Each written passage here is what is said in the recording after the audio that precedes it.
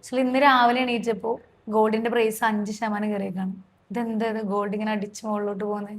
സിൽവറിന്റെ ബാധയാണോ? Gold already bullish തന്നെയായിരുന്നല്ലോ. ഇന്നലെ രാത്രി ഒരു ജിയോ പൊളിറ്റിക്സിൽ ഒരു പുതിയ അപ്ഡേറ്റ്സ് ഉള്ളത്, ഡാനിഷ് പെൻഷൻ ഫണ്ട് ഏകദേശം $100 million US treasury bonds sell ചെയ്യണം. ഒരു പുവർ ഫിനാൻസ് കാരണം ട്രഷറി ബോണ്ട്സ് വിറ്റ്. അപ്പോൾ $100 മില്യൺ അവരൊരു ട്രഷറി ബോണ്ട് വിറ്റ് കഴിഞ്ഞാൽ ഇത് എങ്ങോട്ടായിരിക്കും ഓട്ടോമാറ്റിക്കലി വരിക? അവർക്ക് ഒരു അടുത്ത ഓപ്ഷൻ എന്ന് പറയുന്നത് ഗോൾഡ് മാത്രമേ ഉള്ളൂ. അപ്പോൾ ഇത്രയും ഹ്യൂജ് ഫണ്ട് നേരെ വരാൻ പോകുന്നത് പമ്പ് ചെയ്യാൻ പോകുന്നത് ഗോൾഡിലോട്ടാണ്. അപ്പോൾ അതാണ് ഗോൾഡിലോട്ട് ഇത്രയും വലിയൊരു പമ്പിങ് വരുന്നത്. മിക്കവാറും അത് കുറച്ച് ദിവസം കൂടി കണ്ടിന്യൂ ചെയ്യാനുള്ള സാധ്യതകളാണ് ഉള്ളത്. മെറ്റൽസ് രക്ഷയില്ല, സിൽവറും ഗോൾഡും. സിൽവർ ഇന്നലെ ഇപ്പോൾ സിൽവർ ഒന്ന് സ്ലോ ഡൗൺ ആയിട്ട് ഇപ്പോൾ ഗോൾഡ് ഒന്ന് സ്പീഡ് കൂട്ടിയിട്ടുണ്ട്.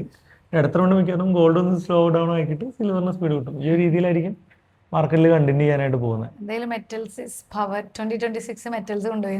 25 ഓൾറെഡി മെറ്റൽസ് കൊണ്ടുപോയല്ലോ, ഇനി 26 കൂടി മെറ്റൽസ് കൊണ്ടുപോയിരിക്കും. നോക്കാം.